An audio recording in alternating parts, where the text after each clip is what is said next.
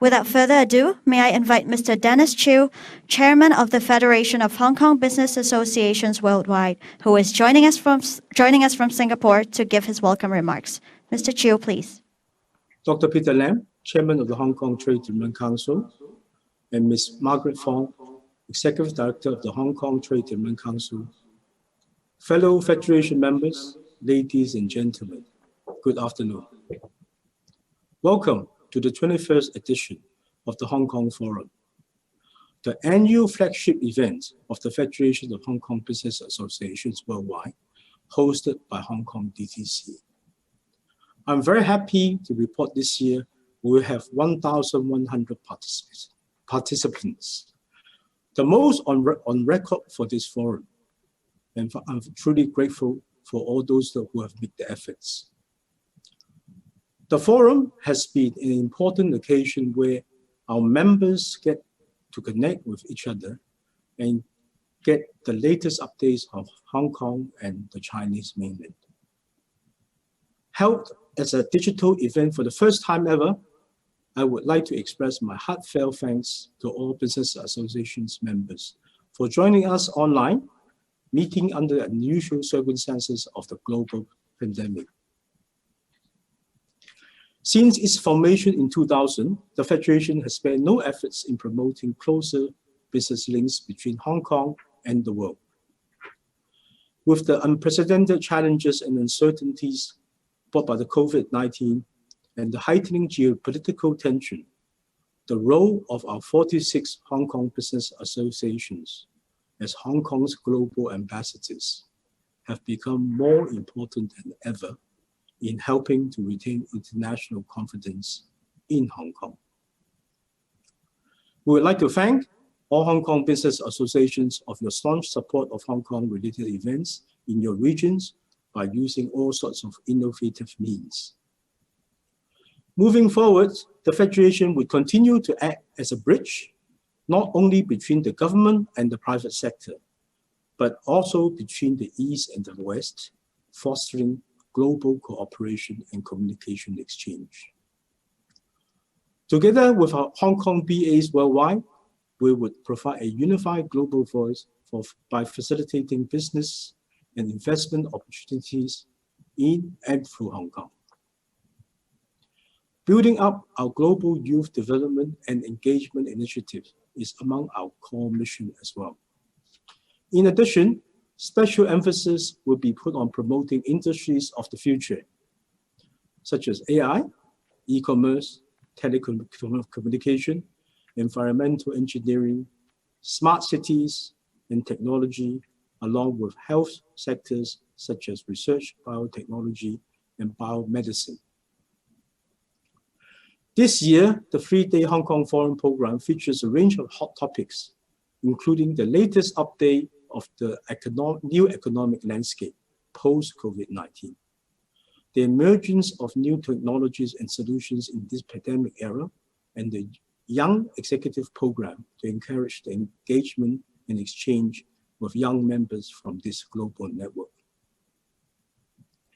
2020 has been an eventful year. Despite all the challenges, Hong Kong has persevered and stayed strong and intact. Hong Kong has been working hard, enjoying relative success in keeping the spread of COVID-19 under control. Our audience will soon hear more on the technological solutions that are being used to combat the pandemic in Hong Kong from our speakers at the Turning Crisis into Opportunities, Emergence of New Technologies and Solutions panel. The Greater Bay Area will play a pivotal role in the upcoming economic growth of Chinese mainland. As one of the core engines of GPA development, Hong Kong is well positioned to provide immense collaboration opportunities with other nearby cities. We, representing the unique network of Hong Kong, will continue to render our support in fostering more business collaboration. Let me conclude by saying Hong Kong is very much open for business. There is plenty of opportunities. Thank you once again for your unfailing support over the years. We hope you will have a fruitful and rewarding forum, and we wish you the very best in 2021 and see you all in Hong Kong soon. Stay safe. Thank you. Thank you, Mr. Chiu. Now may I invite Ms. Margaret Fong, Executive Director of the Hong Kong Trade Development Council, to give her opening remarks. Would Ms. Fong please join us on stage?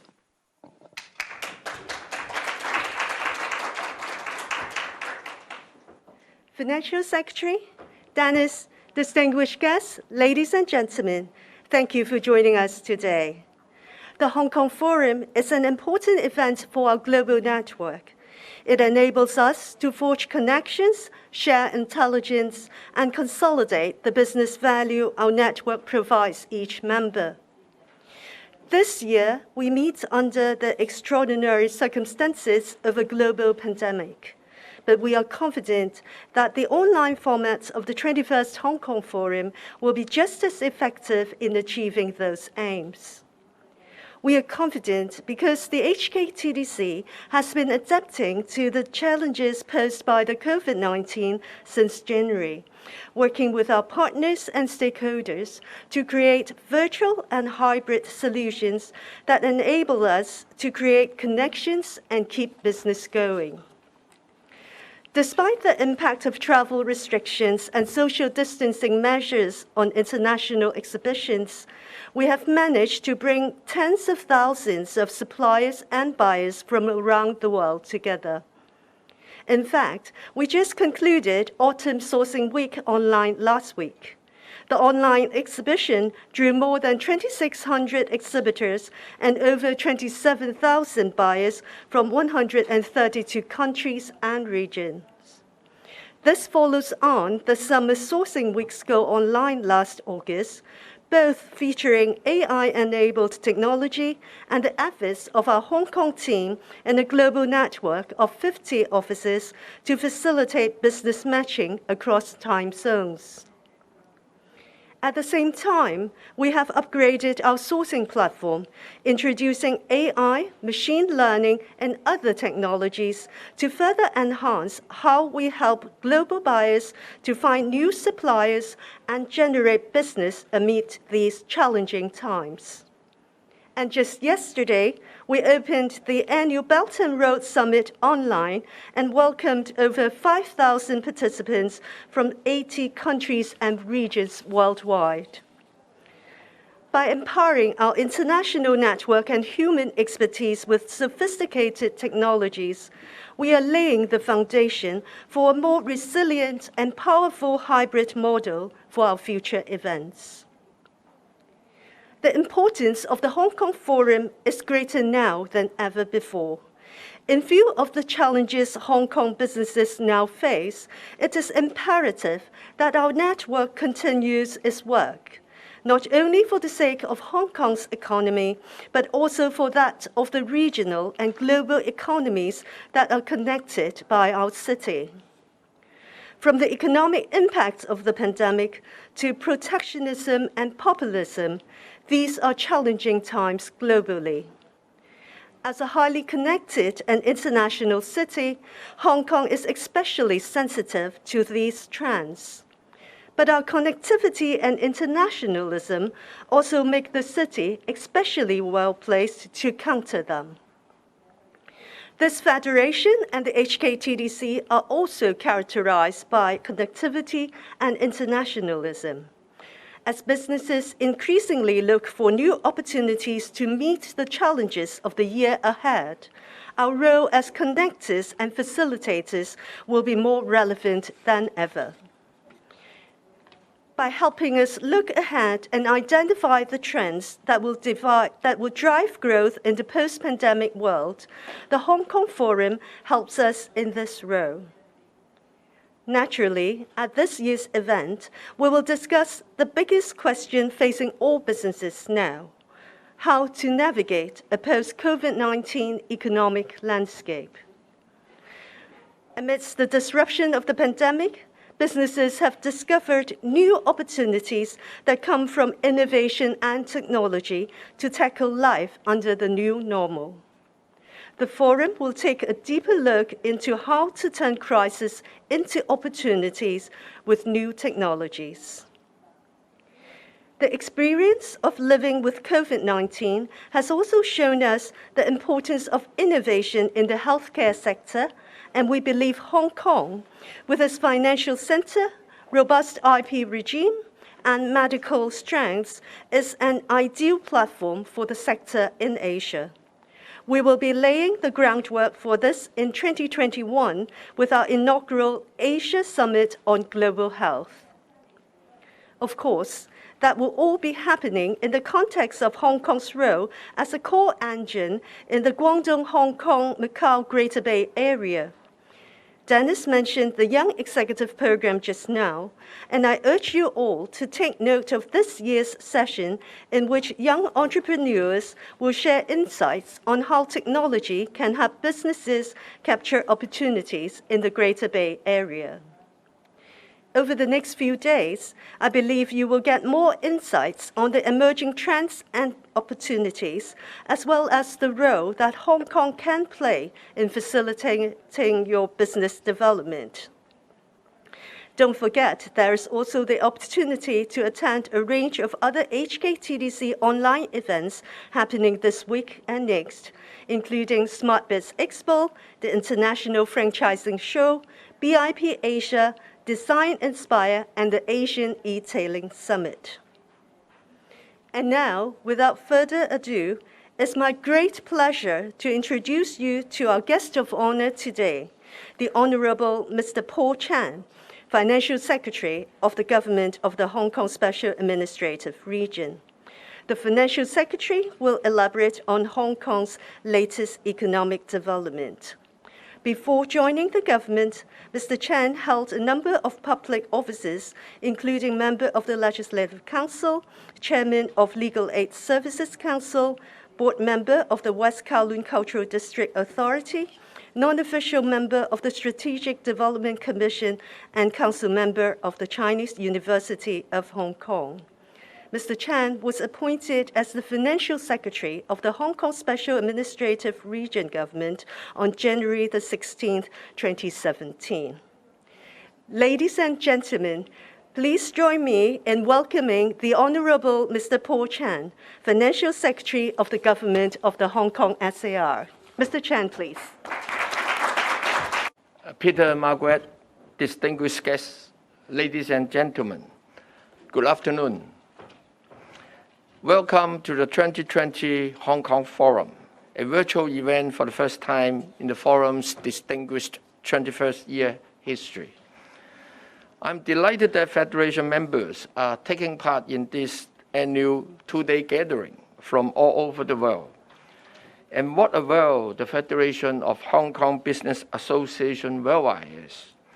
46 Hong Kong business associations from 35 countries and regions on 5 continents, for bringing us together despite the COVID-19 pandemic and its daunting challenges. My thanks to the Federation and the Hong Kong TDC. Your timing is excellent. Certainly, it is an eventful time for Hong Kong, with about a dozen high-profile business events taking place virtually between now and the middle of December. Business of Design Week opened yesterday, as did the two-day Belt and Road Summit. And I have more to say about that in a few minutes. SmartBiz Expo starts its innovative 3-day showcase for SMEs tomorrow. And this Thursday, the 10th anniversary edition of the Business of Intellectual Property Asia Forum gets going. But allow me now to turn to another highlight, the Chief Executive's annual policy address, which was delivered just last Wednesday. The initiatives and policy measures announced have much to offer business and the community. The policy address was unveiled amid a struggling economy and a beleaguered international economy, though impressive growth in China has spoiled third quarter results globally. As for Hong Kong, we forecast a 6.1% contraction in 2020. While there was some encouraging improvement in our third quarter results, the labor market remains under significant pressure. The government response has been decisive and broadly accommodating. We had rolled out relief measures totaling about $40 billion through my budget and 3 rounds of anti-epidemic funds. That is equivalent to about 11% of our GDP. The money was allocated to keep business running and employees working, while helping those in need in our community. And of middle of November, some 100 measures have been approved through the anti-epidemic fund alone. Close to 500,000 applications from businesses for various supporting schemes have been approved, and more than 4.6 million people have benefited. The government's work in the coming year will focus on creating business opportunities, and doing so through smart integration with national development strategies. That means taking full advantage of Hong Kong's one country, two systems framework. Doing so will allow us to more effectively capture the opportunities in 2 of our country's high-profile national strategies, the Belt and Road Initiative and the Guangdong-Hong Kong-Macau Greater Bay Area development. I spoke yesterday at the opening of the 5th Belt and Road Summit here in Hong Kong. In my address, I emphasized that cooperation on a global scale was the key to vanquishing the pandemic. Similarly, the Belt and Road Initiative can help the world's economies find their way in the post-pandemic economy. The Belt and Road, after all, is predicated on connectivity, created to bring economies and peoples together. Hong Kong, as an international financial center with world-class professional services, has what the Belt and Road Initiative needs to finance and service its infrastructure projects. To realize that far-reaching promise, Hong Kong must enhance its position as the prime platform and a key link for the Belt and Road Initiative. The government, let me add, is working to bring the soft power of our professional services into play. In the Belt and Road projects, we are supporting capacity building, collaboration in the coming years, plan to roll out a mainland enterprises partnership exchange and interface program. It is designed to help Hong Kong professionals seize the opportunities of the Belt and Road long down that bountiful journey. The Greater Bay Area is equally outsized in the promises it offers Hong Kong and the companies that work with Hong Kong. A huge region with enormous market potential, the GBA is a cluster city development. Collectively, it boasts 72 million in population and a per capita GDP of more than $23,000 last year. Hong Kong, one of GBA's 11 cities, will play a central role in powering its future. For good reason, under Hong Kong's one country, two systems framework, we have much to offer the GBA. Hong Kong is blessed with a long-established international business environment. Our financial and professional services is world-class. Our tax regime is low and simple. Capital, goods, and talent flow freely in and out of Hong Kong, and we enjoy rule of law and independent judiciary. Some have expressed concern that the national security law may have curtailed Hong Kong's freedoms, but it is the turning point for Hong Kong to find a way out of the difficulties and to restore order from chaos. Indeed, following the enactment of the law, violence has significantly subsided, and Hong Kong people could once again enjoy their basic rights and freedoms. Going forward, the GBA development is even more important for Hong Kong under the National 14th Five-Year Plan. With the new economic development pattern of dual circulation announced earlier this year by the central government, China is entering a new phase of development which aims to take the domestic market as the mainstay while letting internal and external markets to interact and boost each other. GBA will be the natural conduit for Hong Kong to participate in and benefit from the domestic circulation. Let me touch on a few of the many initiatives now in the working. In financial services, our earlier changes to the listing regime to allow secondary listing of mainland innovative companies on the Hong Kong Stock Exchange has proved to be very successful. So far, there were altogether 10 such companies listed, raising an aggregate amount of over 220 billion Hong Kong dollars. And the number of such applications in the pipeline remains very strong. As to the cross-boundary Wealth Management Connect scheme, it will be expedited, and the central government has also agreed to expand the scope of Shanghai and Shenzhen Connect to include Hong Kong-listed pre-profit biotech companies and mainland companies on the Science-Tech Innovation Board.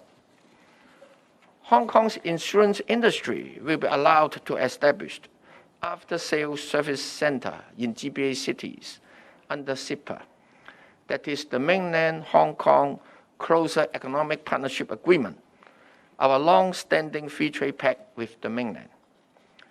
Hong Kong registered drugs and medical devices may soon be used at the University of Hong Kong Shenzhen Hospital on a pilot basis, and that may be extended to cover other healthcare institutions, drugs, and medical devices.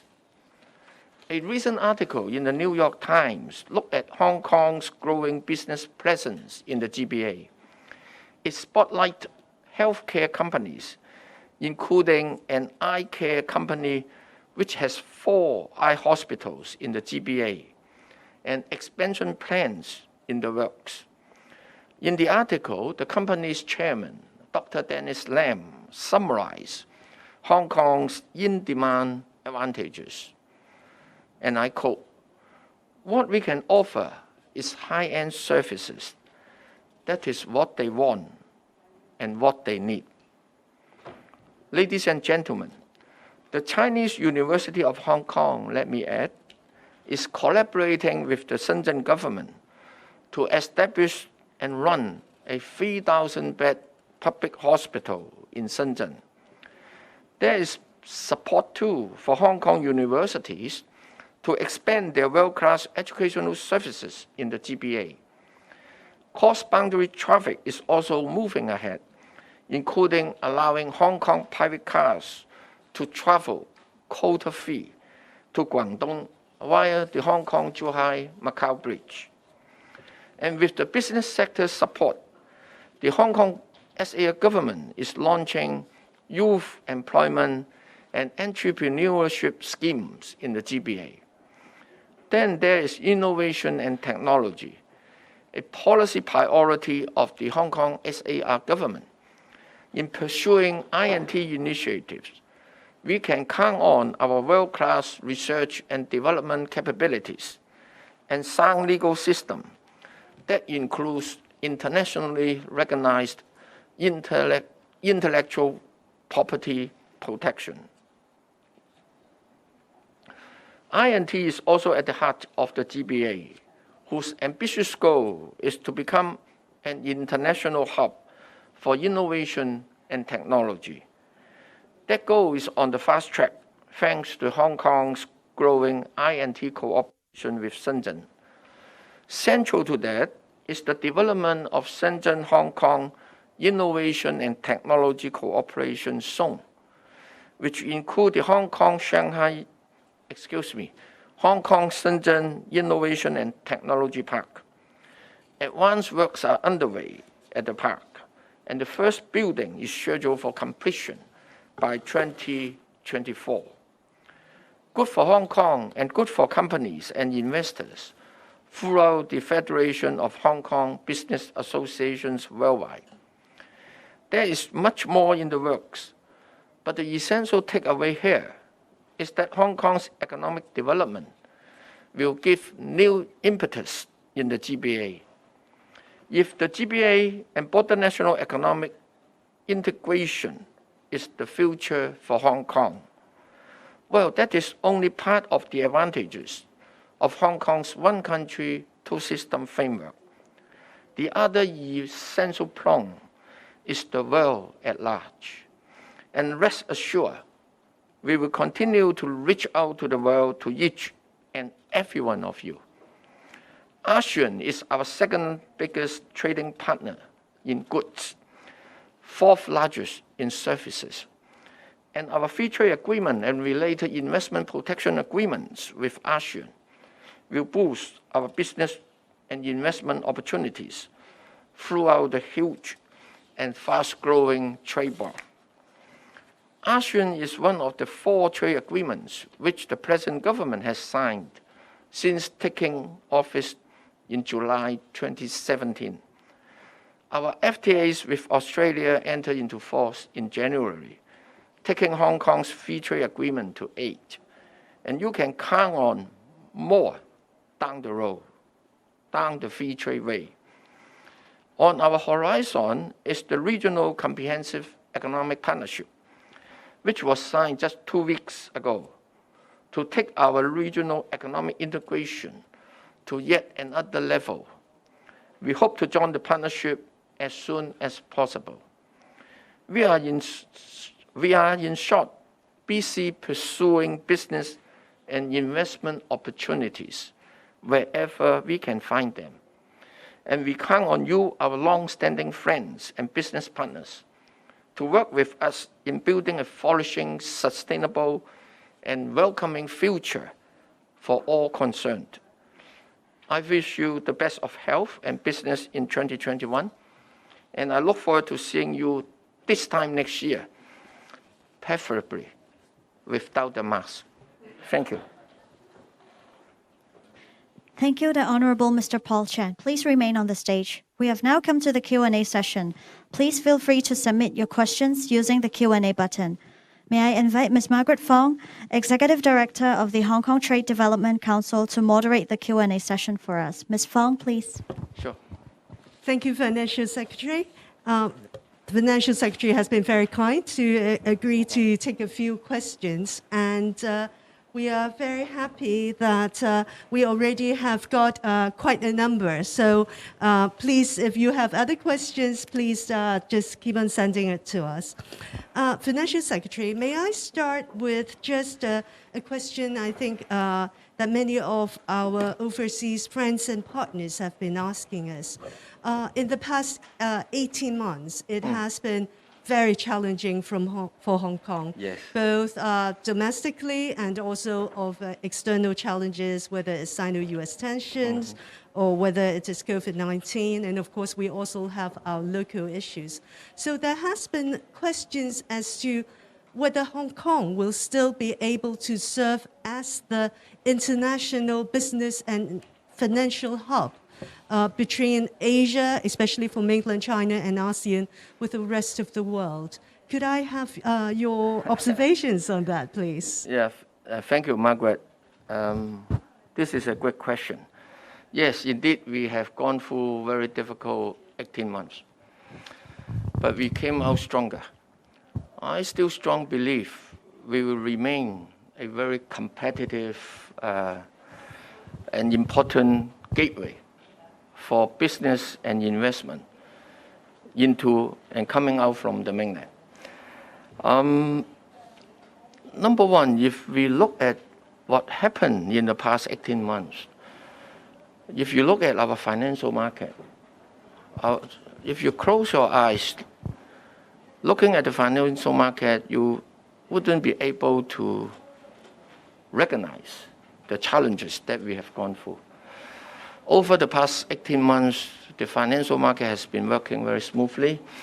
There is no apparent outflow of capital, but instead, there are substantial inflow of capital. From April to October this year, a total of about $50 billion has flowed in. The exchange rate remained very stable. The IPO remained very strong. So that tells something.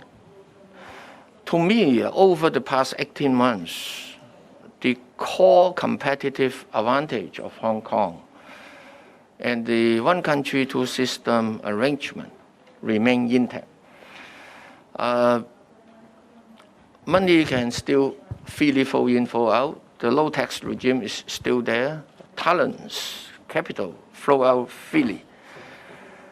So that is point number one. The institutional strength and core competitive advantage of Hong Kong remain unchanged.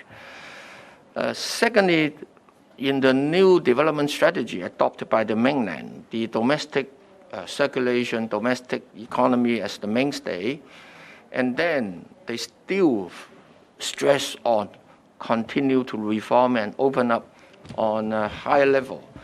So the external market is still very important to them, and that is where we can play a role. Not just facing international, but also taking advantage of the growing domestic market to flourish our business and to help foreign business going into China. So I remain very positive about the economic future of Hong Kong and our role as the hub, international hub for business and investment coming into China or coming out of China to the rest of the world. Thank you very much, Financial Secretary. I've got some other questions from the audience, and one of them are asking about many of the European brands in Hong Kong who have been doing extremely good business up to the outbreak of COVID-19 have seen their businesses, of course, vastly affected because of the international travel bans. And given that it's unclear at this point when the international travel will resume, they would be very interested in your predictions and outlook for 2021, and also whether you have specific advice you can give all our retail trade, in fact, not just European brands, as to how they can do better in 2021. Well, it all depends on the COVID-19 situation and how well Hong Kong and the rest of the world, particularly Europe and US, are coping with this pandemic. If we are able to put it under control, we will be able to revive domestic economic activities. Say, for example, if you look at the third quarter economic data of Hong Kong, it has improved quite a lot when compared to the first and second quarter of this year. But unfortunately, now we are suffering from the fourth phase of COVID-19 outbreak. But we, at the government, are determined and will continue to work very hard to put this under control. If we are able to put this under control, at least domestically, be it retail, F&B, this can revive to a certain extent. But that would not be enough for us because as an open and small economy, we rely on international travelers and tourists. So on that, the priority is to work to find a way to restart the free travel between Hong Kong and the mainland, because this is very important in terms of flow of business, deal flows, and also people flow. And then to another extent is European and Europe. That will very much depend on the vaccine situation, because their strategy in coping with the pandemic is very different from the mainland. So my prediction is that in 2021, probably the vaccine would be available for people to take in the second half of the year on a more popular basis. Until then the revival of global trade and travel would be possible. We have been suffering, and not just us, but also Europe and US. If the pandemic could be put under control, there would be strong rebound. So the key uncertainties is the pandemic situation, but I'm hopeful that there will be rebound, particularly given the very strong mainland economy as our backup. Thank you, Financial Secretary. Another question is on the Greater Bay Area. Yep. Everybody we've talked to have been very excited about the opportunities coming from the GBA. But while perhaps local companies here in Hong Kong may be more aware of what's happening, there are a lot of interest from the overseas companies asking how they will be able to benefit from the GBA development, especially by coming through Hong Kong. So if we could have your views. Yeah, I would suggest them to work with us, be a partner with us. Yeah, work with Hong Kong companies to take advantage of this huge market. It is a huge consumer market, relatively affluent and more internationalized in mainland context. Through the GBA, we can capture the advantage offered by the domestic consumer market. And in GBA, Hong Kong and Shenzhen together position as the core city, particularly in the area of innovation and technology. So for startups, tech companies, research laboratories, we encourage them to come to Hong Kong to work with us. Particularly for startups, they may consider settling into the science park or cyberport. For those research laboratories, those tech companies, biotech companies, we have two clusters established under the Hong Kong Science Park. One is for biotech, and other is for artificial intelligence and robotics. The government will be giving very substantial assistance to assist these laboratories and companies settling into Hong Kong. And given our intellectual property right protection, and given mainland's agreement to allow human DNA samples from the mainland to be provided in Hong Kong for research purposes, I think it's huge opportunities for biomedicine, for the biomedicine sector. Yeah.